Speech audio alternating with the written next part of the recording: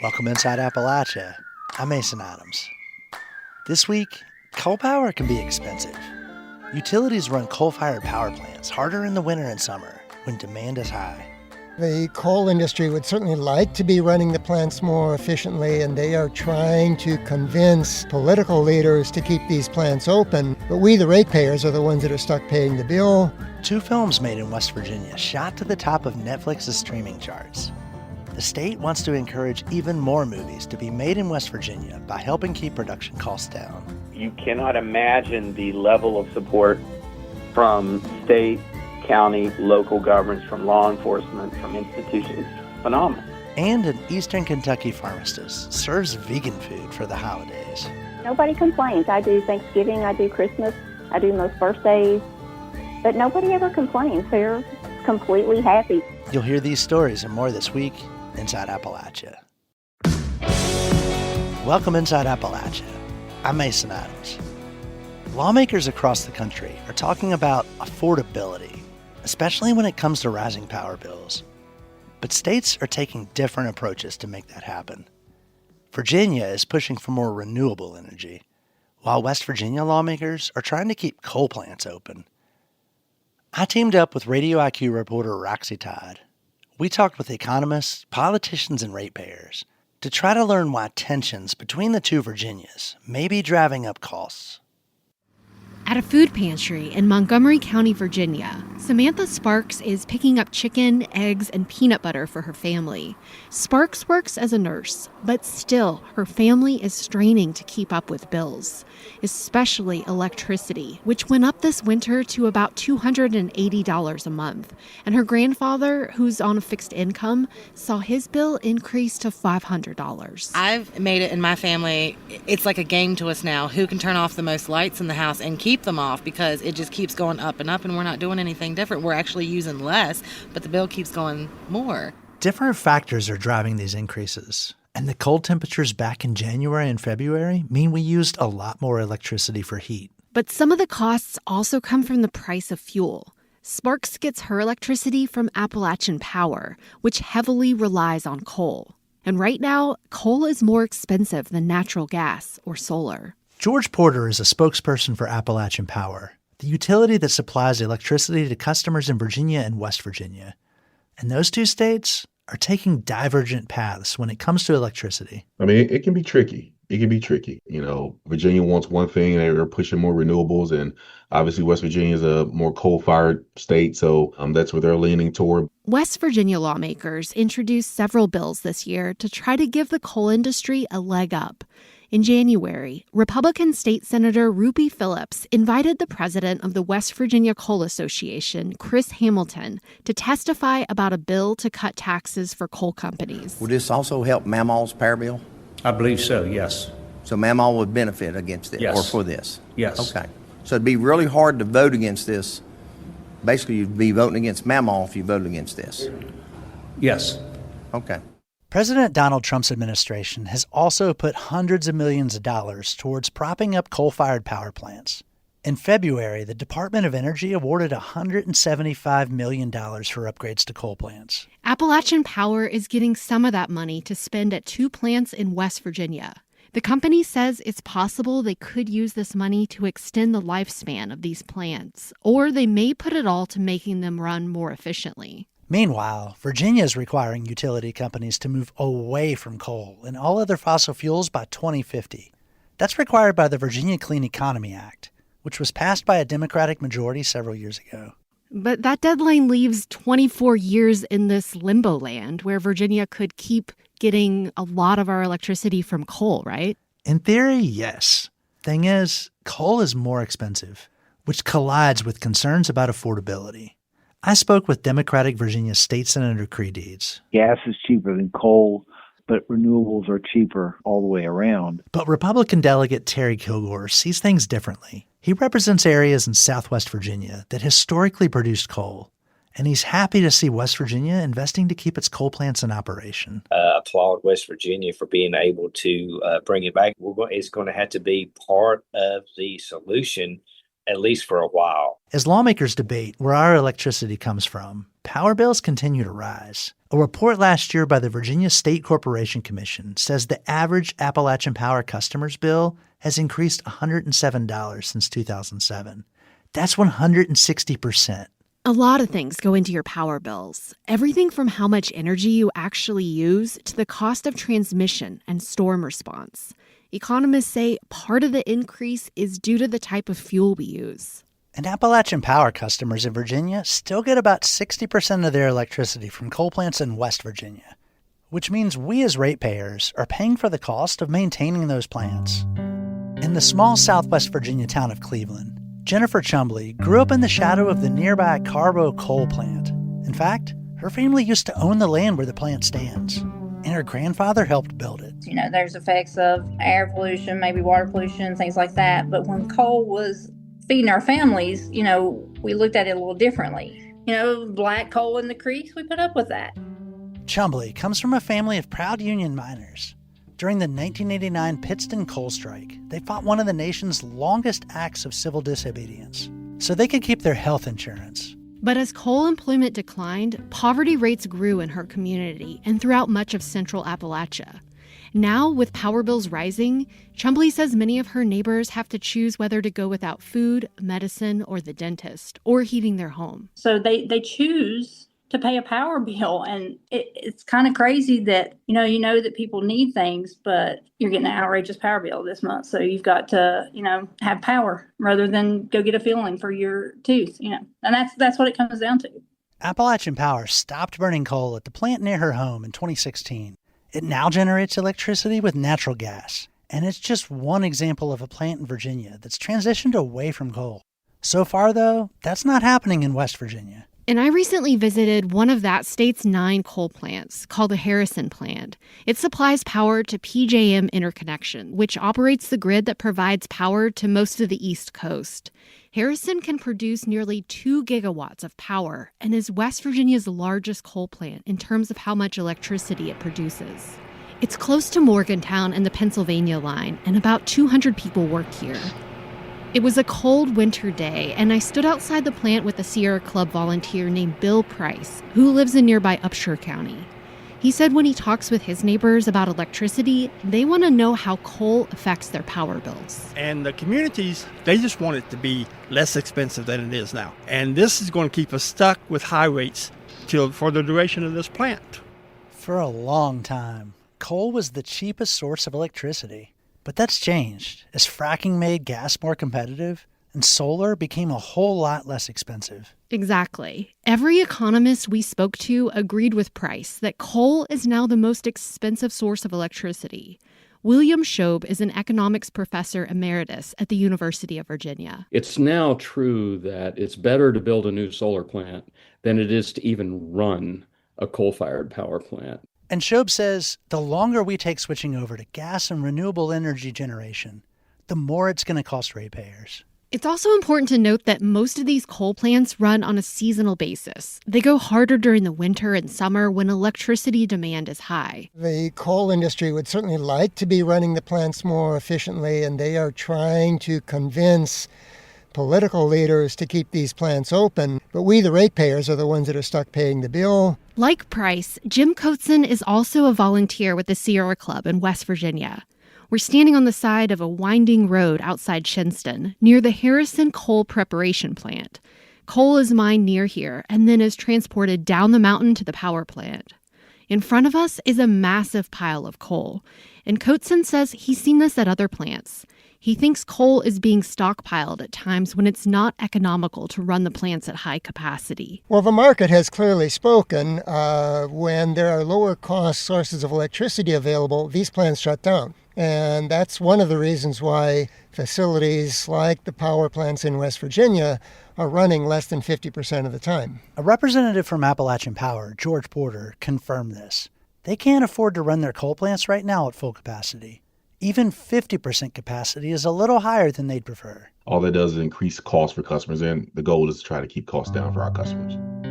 My bill for December was $760. Our bill for January was $644. And it's always really bad in the winter This is Travis DeGrande. He lives in a double wide in Radford and is a property manager for a low-income apartment complex in Pulaski. He says the residents there are also hurting from high electric bills. If we're average income and we're struggling, what are the people that are below average? How are they doing? Now, customers in Appalachia don't pay the country's highest rates for electricity. Hawaii and New England pay more, but bills here have increased faster than the pace of inflation. And there's another thing driving up costs. Growing energy demand from... data centers? You got it. Here's William Shobe again. He projects that by next year, data centers in Virginia will use more power than residential customers. They will be the single largest segment of electricity demand in Virginia. That's happened really fast. It caught us all by surprise, and it takes institutions quite a lot of time to catch up to something like this. That's because the demand for electricity is growing faster than developers and regulators can get new power plants up and running. And so coal, suddenly, is even more needed. And that's precisely why this last year, we've seen an uptick in the use of our more expensive generation technologies like coal plants. And that is going to drive up electricity costs for consumers because we have to run our more expensive plants more often in order to meet the demand. If you're a customer of Appalachian Power, a good share of your electricity is coming from those plants in West Virginia that are being forced to run in an uneconomic way to support the local coal industry. So according to Shobe, as we see more and more data centers, we may see our bills getting even higher in the years to come. Remember Jennifer Chumley? She lives in Russell County near a former coal plant that's transitioned to using natural gas. She's been watching the increase of data centers across Virginia, and she's worried about higher bills in the years to come. Running these big AI data centers, they're going to have to build new plants to do so. And with that comes more rate increases. Appalachian Power will have another rate case in Virginia this year. If approved, any increase would go into effect starting in 2027. For Inside Appalachia, I'm Mason Adams in Roanoke. And in Blacksburg, I'm Roxy Todd.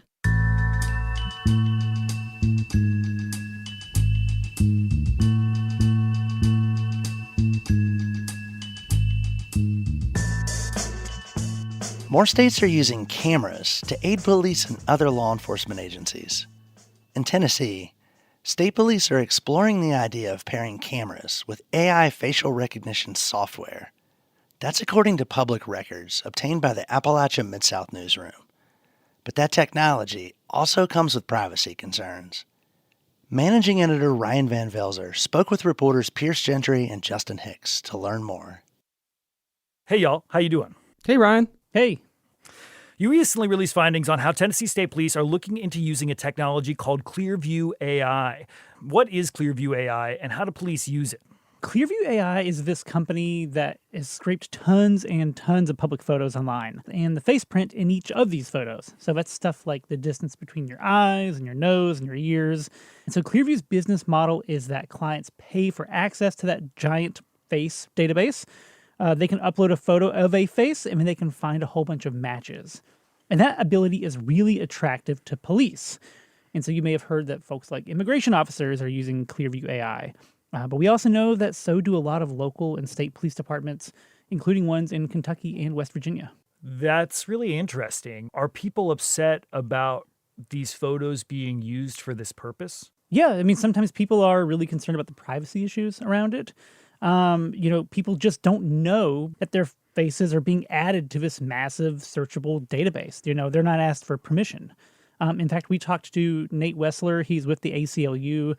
And he told us that another problem is that Clearview AI can also have a lot of false positives in those matches. So what we've seen over and over in the known cases of wrongful arrest around the country is that the system spits out incorrect results. Those false matches end up looking like a suspect. And then you have well-meaning investigators and even well-meaning eyewitnesses looking at a photo lineup who just get it wrong because they are essentially tricked by the technology. Okay, so despite these issues, Pierce, you found that the Tennessee State Police are starting to look into using Clearview AI, right?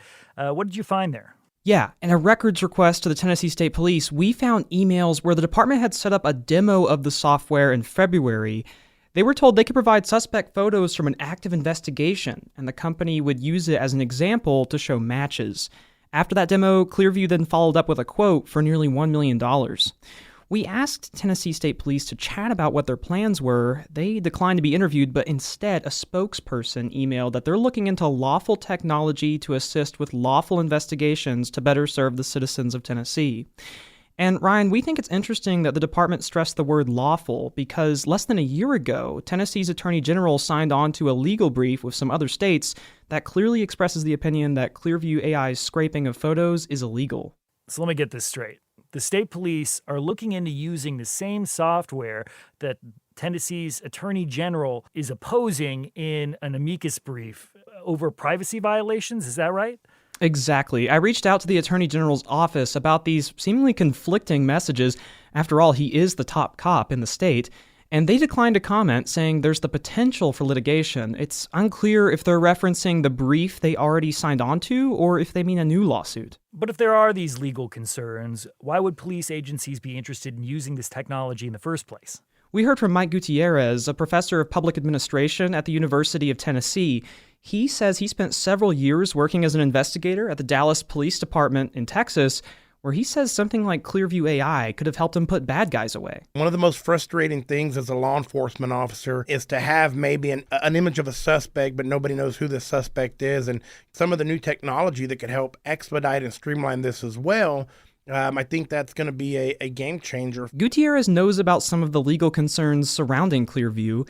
He said he hopes police agencies will take it upon themselves to enact policies and make sure they're protecting people's constitutional rights, which is a real concern. Wow. Thank you so much for your reporting, Justin Pierce. Thank you, Ryan. Yeah, of course. Thanks.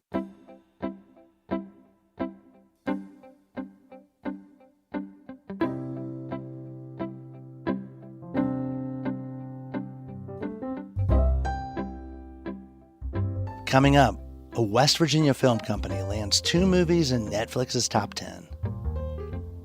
You're Inside Appalachia. I'm Mason Adams.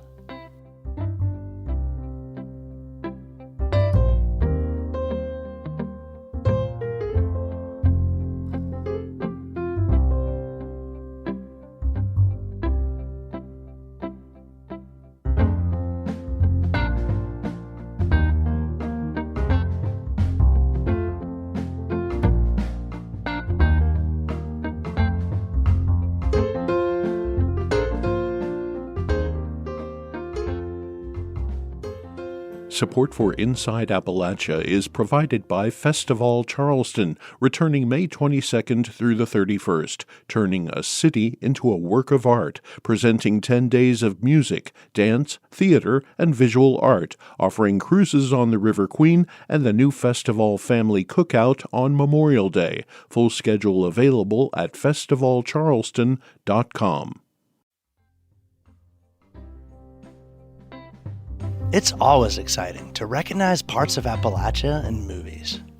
Today, more and more films and TV shows shot in Appalachia are turning up on streaming services. In March, 2 films shot in West Virginia made the Netflix top 10 list for movies streamed in the U.S. And it's not just the state's geography that's a draw for filmmakers. WVPB's Maria Young has more. Robert Tennell spent years in California getting his filmmaking career off the ground, but eventually he had a longing to return to his home state, West Virginia, where he had the kind of childhood Norman Rockwell might have painted. When we knew we were having our first child, I just knew that I needed the kind of a support system that you get from family, and I felt like my kids had a better shot at a quality of life here. Today, he lives on what he calls a wannabe farm in Preston County and leads, along with his brother Jeff, the Allegheny Image Factory production firm. The 2 most recent films they produced are The Bad Guardian. Me? Dad, what's wrong? Get me out! And Gaslit by My Husband. My wife, she was attacked. Do you know who did this? 2 Lifetime thrillers that peaked on Netflix this month. But what's really thrilling, said Tennell, is being able to showcase a hidden gem his industry is beginning to discover. What's compelling to networks and studios and independents right now is that we have a film tax incentive that is a win-win for everybody. I mean, this thing really works. It benefits the state and it benefits the producer. It's not tilted one way or the other. Every interview I'm giving, I'm telling people you cannot imagine the level of support from state, county, local governments, from law enforcement, from institutions. It's phenomenal. So phenomenal that the West Virginia Film Office, with 2 part-time staffers, brought in more than $26 million last year from the tax expenditures alone, plus millions more from films and commercials that were shot here. So I call this the let's make a deal era in filmmaking. Dave Lavender is one of those 2 staffers. He's employed by the state's Division of Economic Development. The funding package, he said, is a big draw. And so, at one time, all of the filmmaking was pretty much like strictly in Los Angeles and Hollywood and then also in New York. But now? Let's be frank. If you don't have a tax credit, nobody's coming to film in your state, even if you have great locations. And on July 1, 2022, the state put into play what is one of the top 10 tax credits on the books in the United States. Movie makers get a 27% tax cut on any funds they spend in the state. Make that 31% if they hire 10 or more West Virginians. The diversity of locations and settings is also huge. Especially over in the Eastern Panhandle where you have, can't throw a stone and not hit a stone fence, or, a stone building that's built in the 1800s. The Film Office database includes 6 ski resorts, the most runnable miles of whitewater in the nation, and 500 miles of mountain and biking trails. The same $9 billion tourism industry that attracts tourists also draws filmmakers. Filmmakers are really drawn to West Virginia because, we're kind of a geographical chameleon, right? Are we north? Are we south? Are we mid-Atlantic? What are we? We're kind of a little bit of everything. So we have a lot of looks, and so that makes us able to, be used as not only a movie set in West Virginia, but a movie that can be set in Ireland or anywhere else. The other draw, though, comes from simpler settings like small, quaint towns that aren't so easy to find. And then there's the darker side of the available scenes. We had Disney and 20th Century here last summer shooting a reboot of the pilot for the TV show Prison Break at the Moundsville Prison. Places like that are very unique. It's not easy to find someplace like the Moundsville Prison. Also, Trans-Allegheny Lunatic Asylum. We can't keep people out of there. For Robert Tennell, it's about showcasing his state and changing the perceptions some people may have about West Virginia. I just love when people come here, like from Hollywood, New York, or whatever, and it's nothing like they thought it would be. And, when you have movie stars posting on social media about how great this place is and how warm and welcoming the people are and how it's way cooler than they thought it was going to be. I really like that because I deeply resent when people mischaracterize this place. As for what's next for the Allegheny Image Factory, Tennell is pretty tight-lipped, except to say he's working on a sequel to another popular Netflix flick, The Feast of Seven Fishes, and hoping to work on the sequel to October Sky. All of it, naturally, to be filmed in the place he calls home. For West Virginia Public Broadcasting, I'm Maria Young in Charleston. When you think of Appalachian cooking, what comes to mind? For a lot of folks, it's savory comfort foods, like biscuits with sausage gravy, crispy fried chicken, and mashed potatoes loaded with butter. But what about folks who want comfort food without involving animals? Jan Brandenburg is a pharmacist and poet in eastern Kentucky. Over the last 30 years, she's perfected recipes that take a plant-based approach to the Appalachian table. Last spring, Bill Lynch spoke with Brandenburg about her new book, The Modern Mountain Cookbook, a plant-based celebration of Appalachia. Let's start off with just the one basic thing is, looking at your book, I didn't get the sense that you were raised a vegan? No, not at all. No, I grew up just as a regular mealtime person. I actually worked at both the stockyards and a tobacco warehouse that my family ran the restaurants. Those kind of places just are open for sale days, and so my family ran the restaurants in those 2 businesses in Pulaski County. Okay, so what was the dinner table like when you were growing up? What was the dinner table like? Catfish, hamburger steak, hamburgers, hot dogs, and, lots of biscuits and gravy, cornbread, and green beans. We ate a lot of green beans. Both of my grandparents had big gardens, but, there generally was like fried chicken or something to go along with it. When did you become a vegan, and how did that happen? I became vegetarian in 1995 for love of animals and wanting to let my dinner table reflect my values a little bit more. And then I just gradually made that transition to veganism. The more I read about it, the more familiar I got with products and the way to cook to do that. And I think I've been fully vegan since 2006, but I spent a lot of years of those early years eating vegan also. Everything else was minimal, but, you get out somewhere and you get in a bind. I wasn't as strict as I am now, fully embracing that because now I'm prepared. I'm prepared for whatever any town can throw at me. I am ready to eat vegan. When did you start cooking? I've always cooked. I always say that easy bake oven, that was it for me. That little light bulb. So I've always cooked, even as a teenager. It's just something I always like to do. When I worked as a kid in the restaurants, mostly I was a dishwasher, so I didn't get to do a lot of cooking. But I was always in the kitchen when my grandmother made all those pies, and she would just let you have free reign in her kitchen. She had every confidence that I could bake anything that I wanted to, even if I didn't have any experience. It was no holds barred in my grandmother's kitchens. They really just didn't mind, especially my paternal grandmother. Well, someone who writes a cookbook, you would imagine you got good at it. So when did you know that you were good at cooking? Probably even as a teenager, yeah. My mother didn't particularly like to cook, and so I did a lot of cooking growing up, baked cupcakes for my little sister to take to school. Even in college, I did a lot of cooking with my roommate, and somehow it just transitioned in. I was the hostess for most any family gathering that we've had, and that has continued even though I am vegan and not much of the rest of my family is. How does that go with those when you're hosting, I guess, get-togethers and, I don't know, like barbecues or whatever? You would be surprised, really. Nobody complains. I do Thanksgiving, I do Christmas, I do most birthdays. We have luau's, we have fiestas. I'm really creative in what I can pull together from plant-based materials. It really is a lot in the seasoning, but nobody ever complains. They're completely happy. I always joke that, maybe they just really hate to cook, but they really do like to come here. It's good food, and they're all used to it now, and nobody says anything about the fact that it's vegan.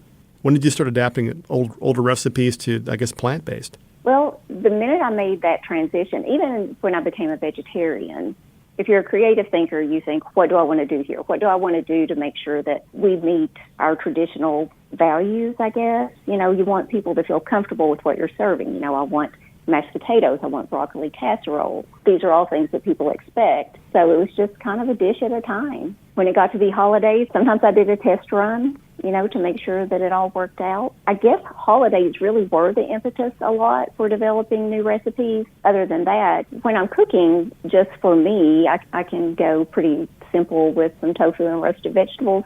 But if you're going to have a crowd, and I do, I probably have people over for dinner at least once a week, sometimes more, even for something like St. Patrick's Day. So you just want people to be comfortable and get something that they anticipate for that particular meal. And so it just keeps going. What does a vegan St. Patrick's Day feast look like? We had Irish stew. I had shepherd's pie. I made some brown bread, and that was the first time that I had done that, and I wasn't especially happy with that, so I made a backup of cornbread. We had an Irish pea salad and some green cupcakes and some wine. And some wine, okay. Some Guinness. Which is vegan. The wine and the Guinness are vegan. So yeah, you do kind of have to shop for the vegan wine. Not all wine is vegan. Not all beer is vegan. So in adapting cooking and finding ways to make these recipes, what was difficult? Were there particular things that you wanted to create that were harder to create? Pies were hard. So I have in the cookbook there is a chocolate pie. My grandmother made the best pies. She turned out 10 pies every Saturday morning to take to our restaurant, and they were beautiful, big fluffy meringue. Mm-hmm. Now we have aquafaba.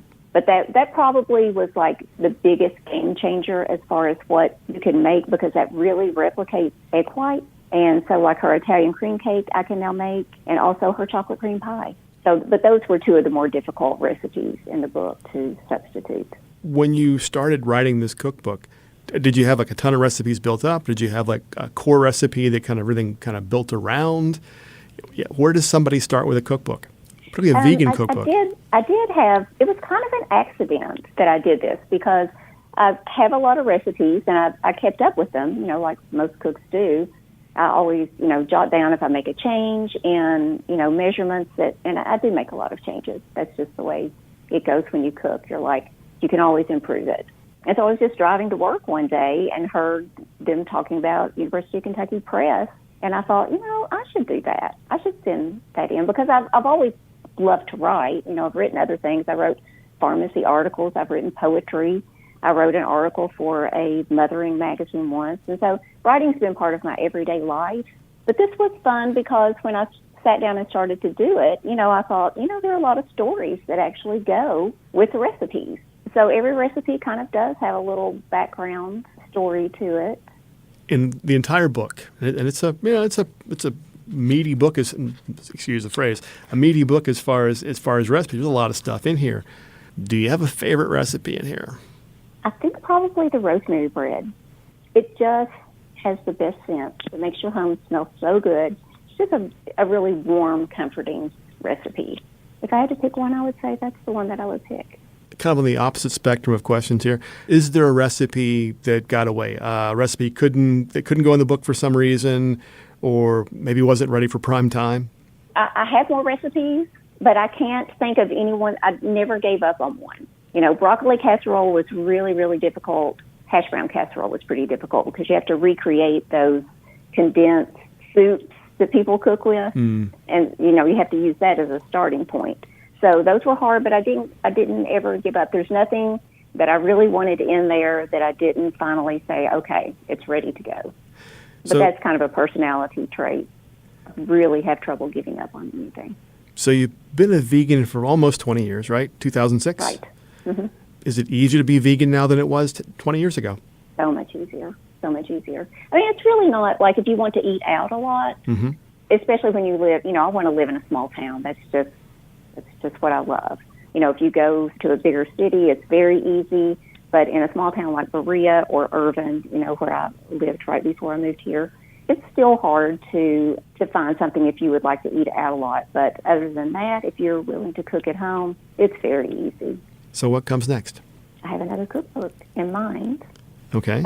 This one I would like to focus on because my friends and I, last year, we decided we would just do these themed happy hours. So we had like game day, and we had the fiesta and the luau, and we had disco, and how like the 70s were really big for casseroles. Right. And so we made menus around all of those, and it really made me like write a lot of new recipes, like a s'mores pie for Camp Vegan. I did a fried ice cream pie when we did fiesta night.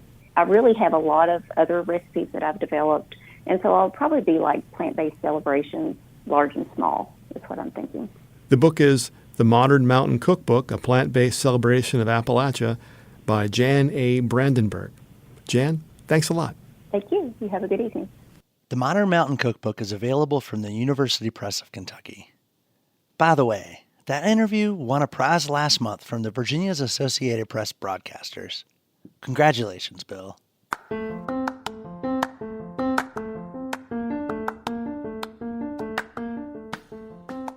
Tanning hides for clothes, blankets, shoes, for all kinds of things, goes back millennia. But over the years, some tanning techniques have become less common, like brain tanning. As it turns out, women in Appalachia are reclaiming the practice.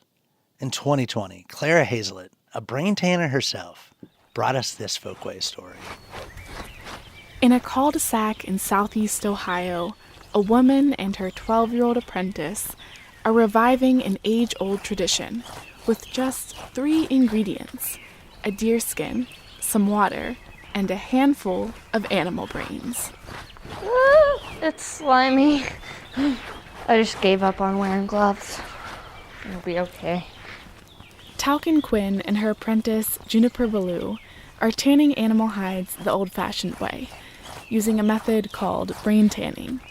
It's a multi-step process of transforming a hairy, fleshy animal skin into buckskin, a buttery soft material stronger than fabric. It's called brain tanning because you actually soak the hide in animal brains.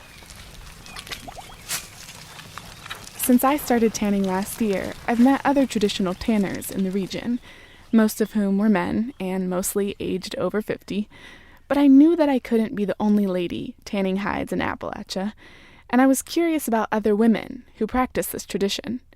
I wanted to meet them, to find out what drew them to the practice and why they've stuck with it. That's how I found myself here, in Athens, with Talcon and Juniper. Hey, Talcon. I'm going to take a snack break. Should I roll up my hide? Definitely. Thanks. Through the Ohio Arts Council apprenticeship program, Talcon is training Juniper in the art of brain tanning. Tanning requires a strong back and a stronger stomach, patience, and some serious elbow grease. But Talcon and Juniper aren't intimidated, because for them, tanning isn't just a hobby.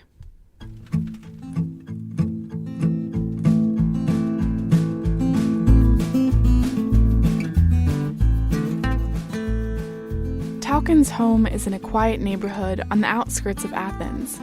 The air is damp, and a gentle mist drifts through the open garage door. Talcon wears a Carhartt jacket and old jeans. Juniper is wearing a sweatshirt and rain boots. She's tall for 12. Yes, find the neck, find the membrane side, and what I would like you to do is go down the spine and put your weight into the cable. Like, have your thumbs up, put your weight into it so that you can use your weight more than like having to use a lot of your... Talcon is coaching her apprentice through a step called cabling, a technique for softening the hide. Following Talcon's lead, Juniper leans back and pulls at the hide, abrading it against a wire cable. Back and forth, she yanks at the deerskin, one foot in front of the other.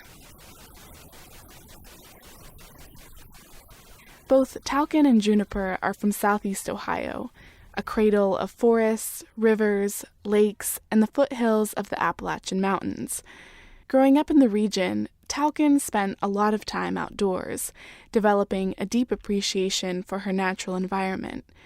And in her early 20s, she began providing more of her own food. Like, I did a lot of fishing, I did some trapping, and I used to pick up a lot of roadkill, which I still pick up roadkill on occasion, but I don't do it to the level I did before. Talcon didn't grow up hunting or picking up roadkill. For several years, she was a dedicated vegetarian and then vegan. But in spite of this shift in lifestyle, she continued to set high ethical standards for herself. If I was going to hunt, I had to do it using a bow and arrow and make my own fishing line. Talcon decided that if she was going to source her own meat, she wanted to be respectful and use all of the animal. That's what led her to brain tanning. I think because I've always been a craftsperson, and I'm not easily squeamish.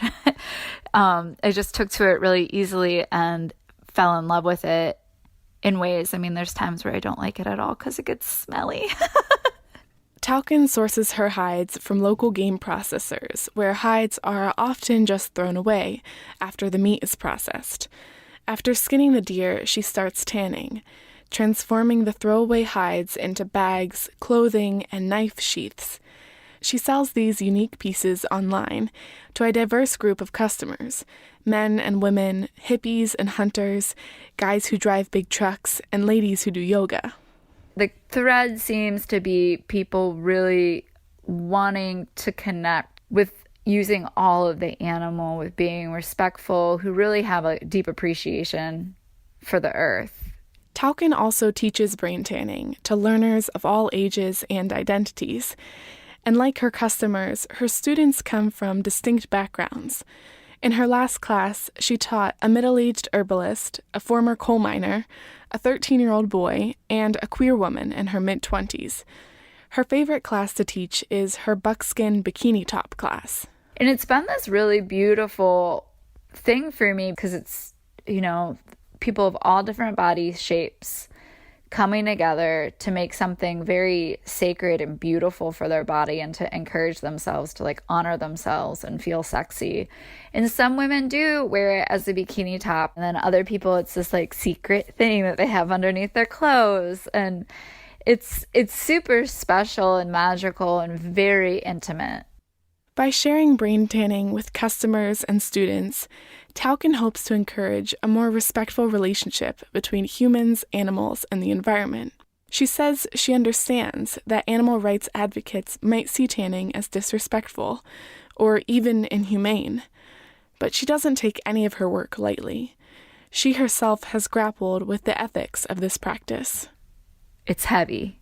It's heavy work, and there's a lot of respect and like gratitude and even like a sense of grief sometimes, you know, for like the loss of the animals or the loss of spirit. But I also really believe that everything continues on, and by continuing on, it lives on.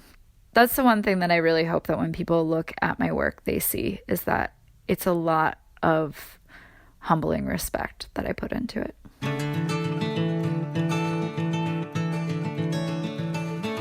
For Tauken, brain tanning is about connecting with the natural world. For her apprentice, Juniper, it's about connecting with her heritage.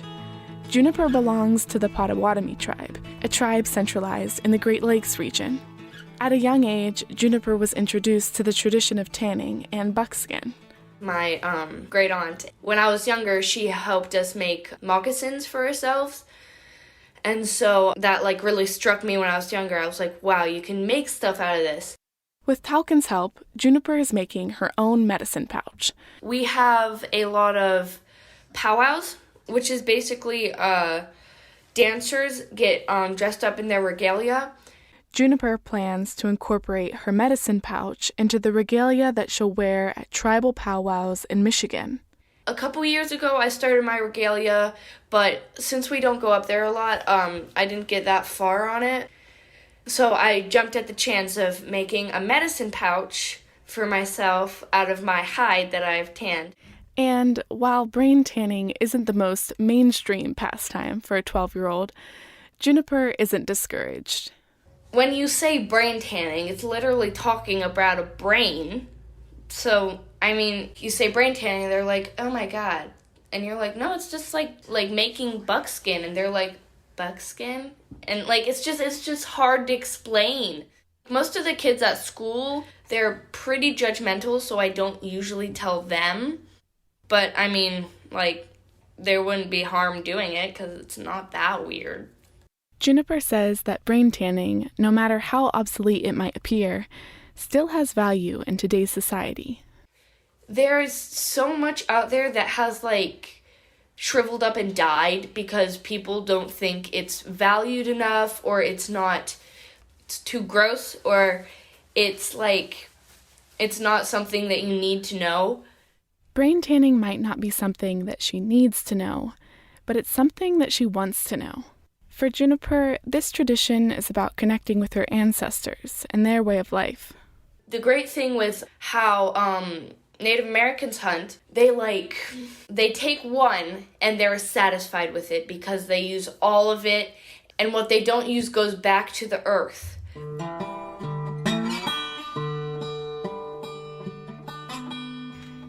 In Native cultures around the world, brain tanning was an ordinary practice, including here in Appalachia. In 18th century America, buckskin was currency.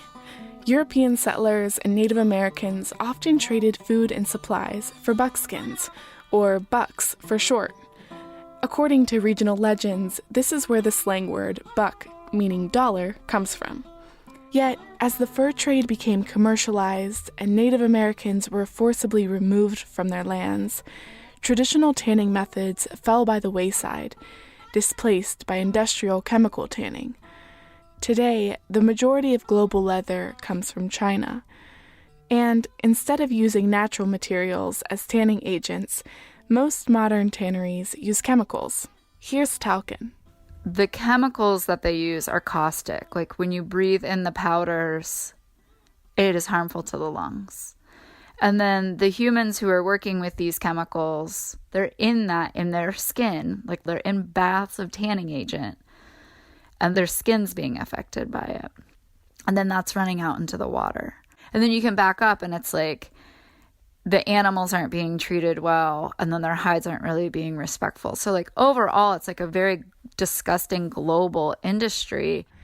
Traditional brain tanning wouldn't be possible to replicate on an industrial scale. To tan one hide takes around 16 hours of intense labor, extended over multiple days. But Juniper says that it's worth the time and effort to source and tan their hides in an ethical way. We don't kill deer just for the hide. We're not like, oh, get away with the meat. We usually get it from the butcher where they use all of the meat and we use the hide. So, I mean, it's not hurting the animal, it's making use of it. Tanning has changed a lot over the years, but to Juniper, traditional tanning still holds important cultural value.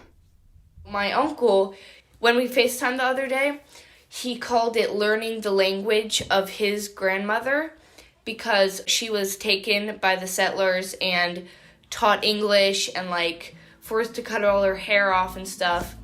So like he was learning what she had been forced to forget.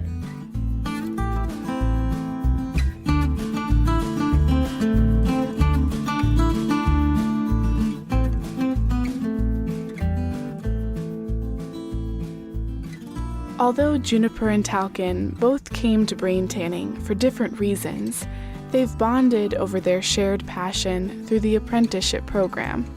So I've known Juniper since she was a baby. Talcon is a family friend, and she's watched Juniper grow up to be a confident 12-year-old. And when Talcon found out about the apprenticeship program, she saw the opportunity to pass on this tradition of brain tanning to a youth in her community. Juniper was the perfect fit. She was interested in it. I mean, she'd always talk to me about it when it was going on. She knew that I spent, like, November, I'm crazy busy, and I'm covered in deer hair and blood. And she wasn't intimidated by it. I can be disgusted, but I am not easily disgusted. Now about a year into the apprenticeship, Juniper has experienced the ups and downs of hide tanning. I feel like for me, one of the hardest steps is cabling, because like I'm not patient, and cabling just hurts my hands too much because I have really long bony fingers, and so they bend. Like, it's physically exhausting, you know? She flashed a huge doe. It was bigger than her. I think that she's feeling the hard work, but she's learning everything, and she's been keeping a really great attitude with it. I just pushed through it, and it turned out really good.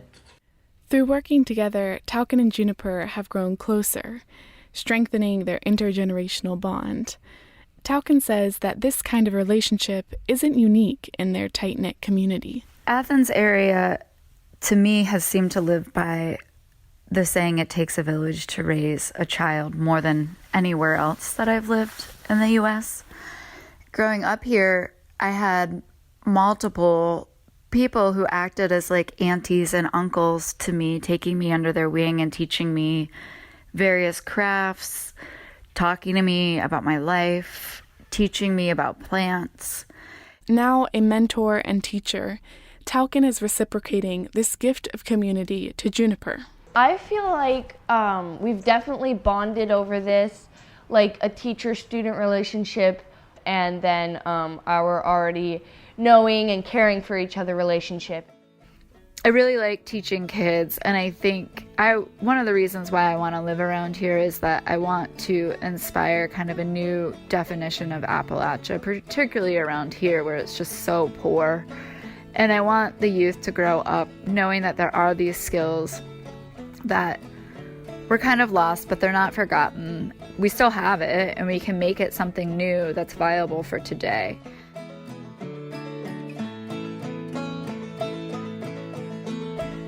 After spending the day with Talcon and Juniper, I asked to see some of their finished work. Juniper eagerly showed off her buckskin and explained the plans to sew her medicine pouch. Talcon modeled some of her own buckskin clothing, a bikini top with braided straps and a matching knee-length skirt, stained with rich colors of brown and tan. And as Talcon described the story and process behind each piece, Juniper looked on with admiration, her eyes wide with wonder. For Inside Appalachia, I'm Clara Hazlett.